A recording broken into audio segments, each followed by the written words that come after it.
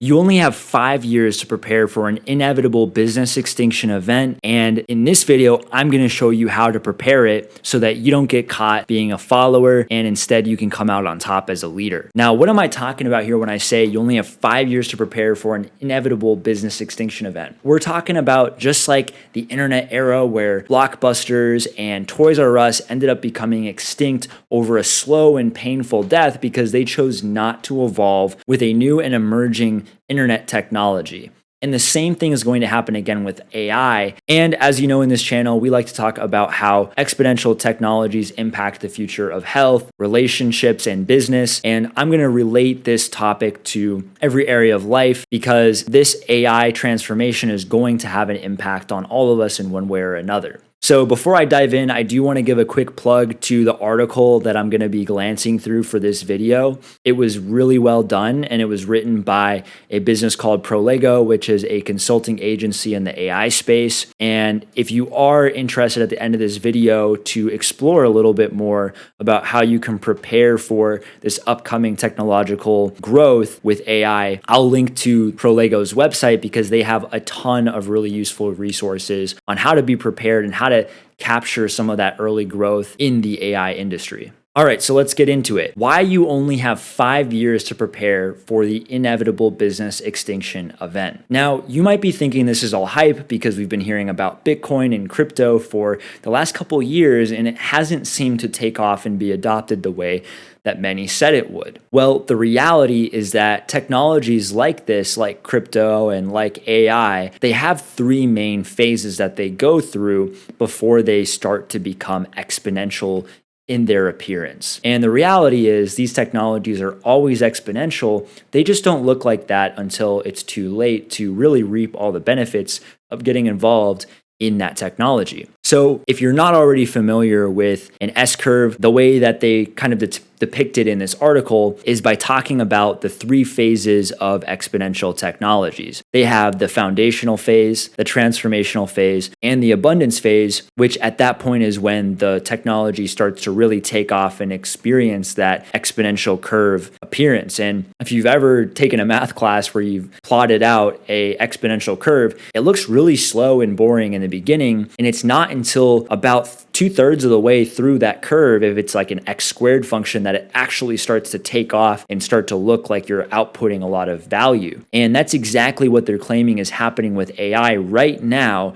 And we're right in that middle 1/3 portion of the curve that is the perfect time to start understanding AI and start getting ahead of it so you can start capturing the value that's to come when it does take off and it gets really effective. So just to understand, the foundational phase is where there's barely any adoption and the evidence of the technology's potential is very low. It's very meager. It doesn't have much substance to it, right? The next phase, transformational phase, is a slower adoption while the technology starts to make isolated impacts in different pockets in different markets. But still, there's too many challenges that remain, so it hasn't been adopted at such a great scale yet where we start seeing explosive growth. And it's not until these challenges are overcome that we start to see the sudden overnight adoption that will really blindside a lot of businesses out of nowhere seemingly and ultimately lead them to go out of business. And the same thing can be said when it comes to our relationships or our health. And I'm not saying that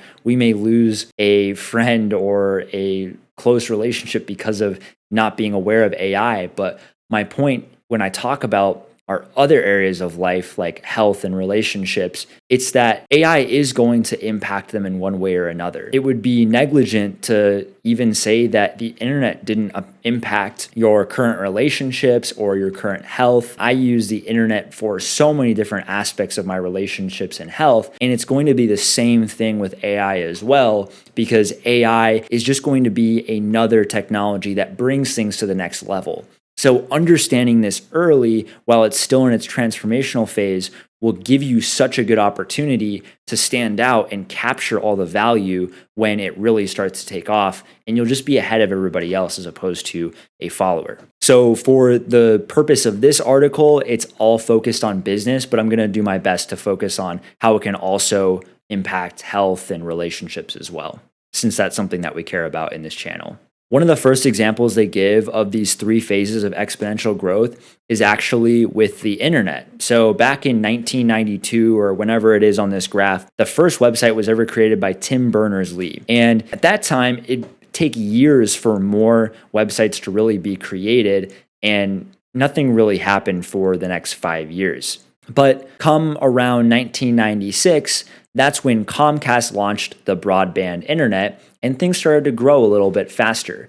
Companies like Google launched, Amazon had their IPO, and this is really the era where the transformational phase started to take place, where they're starting to overcome the early challenges of the internet, starting to prepare and lay that framework for it to be adopted at scale. And by the time the year 2000 hit, the internet was in its abundance phase where companies like Amazon Prime, YouTube, and later on Facebook experienced so much of their explosive growth. Now, the main point they're making in this article is that in order to capture the most value from an explosive technology like this, you need to get involved and be aware of it at the transformational phase. And I do agree with that to an extent. I don't think Facebook was founded in the transformational phase, but I wouldn't be surprised if someone like Mark Zuckerberg had already been studying the internet in that era or before the transformational phase for the internet. But to really prove their point about understanding a technology while it's in the transformational phase, they have an example with Toys R Us and how their failure to acknowledge the internet technology ultimately led to their downfall decades later. So in the case of Toys R Us, they were obviously the clear dominating leader in the toy sector and considered a category killer pre-internet era. So what happened that ultimately led them to go out of business and basically have a bankruptcy in 2017? Well, according to this article, their claim is that the Toys R Us leadership didn't acknowledge the internet when it was in its transformational phase, which ultimately led them to be a follower in the market and die a slow and painful death. So it wasn't until the year 1999 when the internet was at the very end of its transformational phase, just about to enter its abundance phase, that Toys R Us finally decided to try and catch up in the e-commerce era. This was the same year that Jeff Bezos was named Times Man of the Year. So if you can imagine, Amazon is already being praised for all of their accomplishments in the internet and in e-commerce specifically, while Toys R Us is just now deciding to get invested in the internet. And what happened was they ultimately had a very epic failure in launching the Toys R Us e-commerce platform. After failing to deliver gifts for Christmas morning, Toys R Us entered into a 10-year e-commerce partnership with Amazon, but at that point, it was already too late for Toys R Us because the company went through a slow and painful decline, and that's what led to its bankruptcy in 2017. And the main point here is that Toys R Us, because they didn't innovate themselves, and they ended up being a follower in the e-commerce space, they ended up having to lean on Amazon and their understanding of e-commerce in order just to stay alive. But at that point, they don't really understand e-commerce the way that Amazon does. And Amazon is the one that has really explored this open blue ocean for years before Toys R Us decided to get invested. And at that point, it's just hard to catch up to someone like that. So Toys R Us profit margins and their ability to control their business ultimately went out the window because they just didn't get invested early enough. And the main thing I think we can deduct from this is that whether it be our health or our relationships or our jobs or our businesses, understanding these trends and just starting to be aware earlier allows us to capture a lot of the value that comes when these technologies do start to take off. Imagine if you had invested in Amazon back when the internet was in its transformational phase, right? You don't have to be a business person in order to benefit from understanding these technologies. And maybe when it comes to health, understanding the internet, you might have made different decisions about how you engage with social media and anything really that's on the internet. So by being ahead of the curve and understanding how these things impact our health and our relationships, even our jobs or the business that we run, this is going to be really important to acknowledge as well for AI.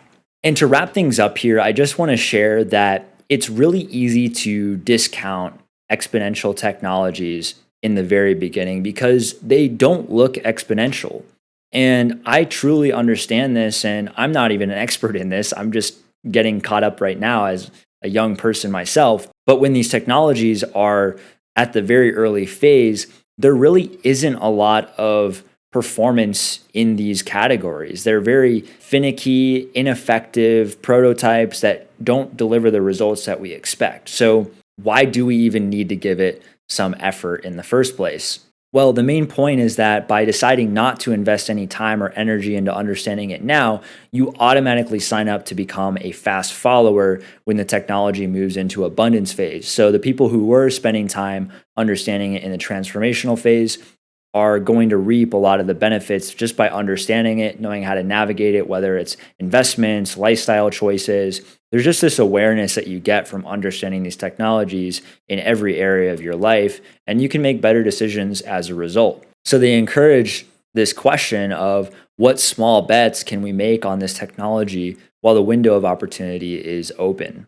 A quick example of this in health is just simply collecting data. So, when it comes to implementing AI, there's two things that are really important to understand. Number one, it still has challenges with implementation at scale. So, being able to implement an AI product at scale and impact results for a ton of different types of people is really hard. That still has to be figured out. Not really much you can do there as an average person, but if you're in AI, obviously you can work on solving that problem.